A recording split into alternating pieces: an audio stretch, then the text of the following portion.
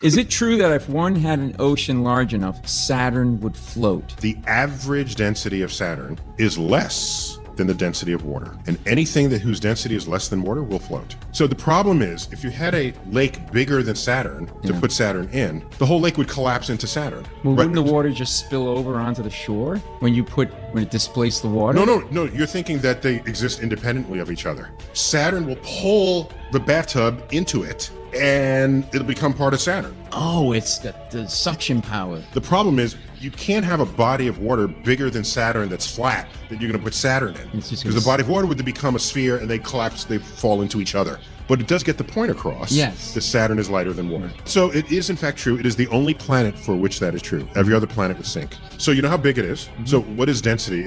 So we know the size of Saturn and we know the mass of Saturn. We can measure it from its gravity and other things. You divide those two numbers, you get a number that's less than 1.